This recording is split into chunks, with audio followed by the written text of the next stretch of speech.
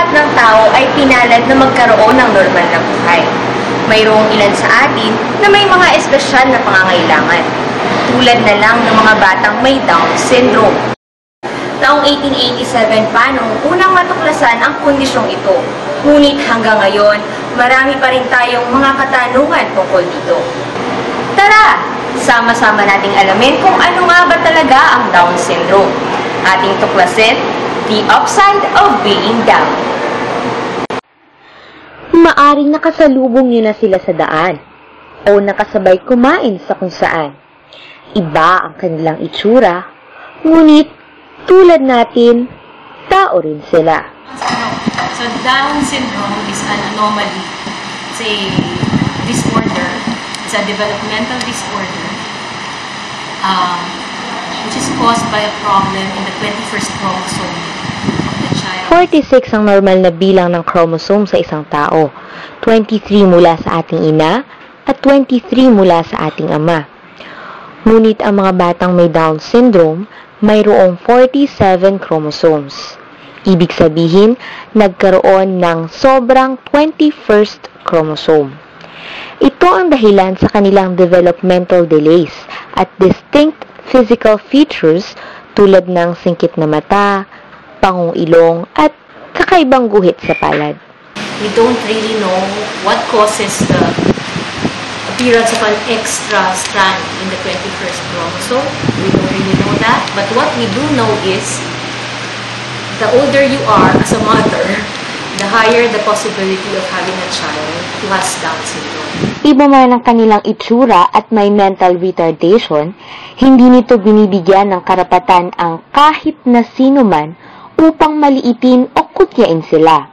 Sa pampublikong lugar man, one time, nasa jeep kami ni Richelle, papasok yata kami.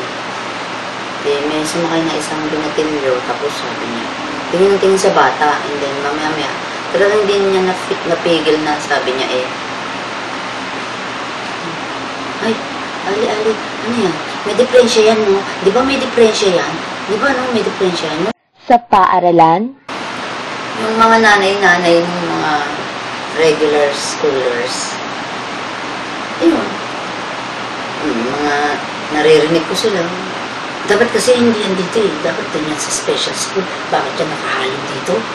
o maging sa pamilya. They actually always regarded him differently.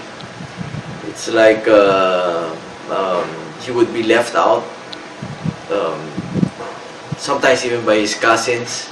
Yeah, they would leave him out because he was different and he couldn't play with them and all that. Special children kung sila'y tawagin. Ngunit, bagamat pinagkaitan sila ng ilang mga bagay na kayang gawin ng isang normal na bata, mayroon din silang espesyal na talino. Tulad na lamang ni Clarissa, 23 years old. I thought na, what can you teach somebody who is deaf and mute, diba? I cannot teach her how to sing. She's also physically handicapped. Maikli ang left leg niya, so I cannot teach her how to dance. Dahil sa, may infection niya siya lagi sa ears niya, hindi rin siya makapag-swimming, very delicate yung tenga niya. Ngunit sa kabila ng patong-patong na kapansanang ito, may kakaibang talento si Clarissa. Kasi I saw that she can draw, she makes faces like Picasso. Nag-art exhibit na nga siya ng 3 times, no? So, na-recognize na rin niya ng mga tao yung gift niya. God gave her the gift of arts na hindi niya kakailanganin ang tenga para makinig. Hindi niya kailangan ng bibig niya, hindi niya kailangan maglakad, pero ang kamay lang niya ang binigay. And I praise God dahil pati kamay niya is very useful.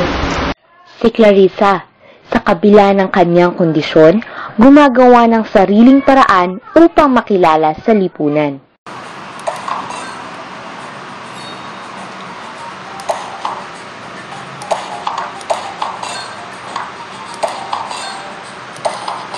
Aakalain mong isang ordinaryong bata ang naglalaro, hindi ba? Kilalanin natin si Richelle. My name is Richelle Joyce P. Uy. 11 years old. Sa unang tingin, hindi agad mahahalata ang pagkakaroon ng Down syndrome ni Richelle.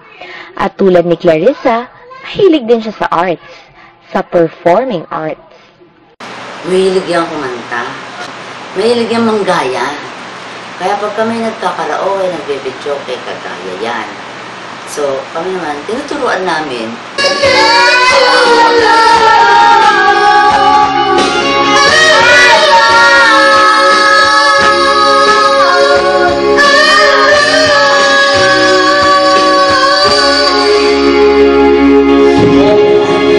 Si Richelle ay isa ring patunay na bagamat may mga limitasyon ang mga batang may Down syndrome, hindi ito nangangahulugan na hindi na nila kayang makipagsabayan sa mga normal na bata. Sa isang batang kagaya niya, pwede kong sabihin, talent niya yung marunong din siyang mag-help sa bahay.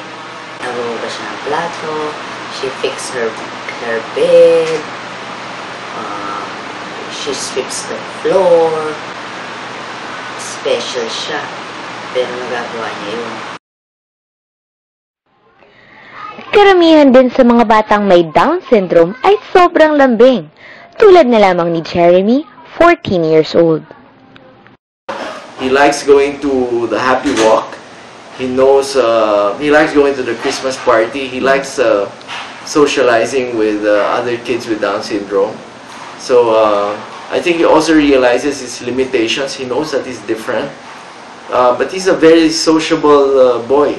You know, he loves to approach anyone and just say hello, hi, and start talking about anything, you know, that interests him. So he's very open. Sina Clarissa, Richelle, at Jeremy, mga buhay na patunay na ipinanganak man silang iba sa atin, marapat lang na sila'y ating tanggapin, mahalin, at irespeto. These children or these people have a right to live as normal lives as they can, no matter what their condition is or no matter how they look. It shouldn't affect their, it shouldn't be a reason to discriminate against them, because they also have abilities and they should be respected for their abilities. Sa patuloy na paglulunsad ng mga awareness campaign at sa pagtulong ng mga grupo tulad ng Down Syndrome Association of the Philippines, unti-unti ay magkakaroon tayo ng Down Syndrome Friendly Society.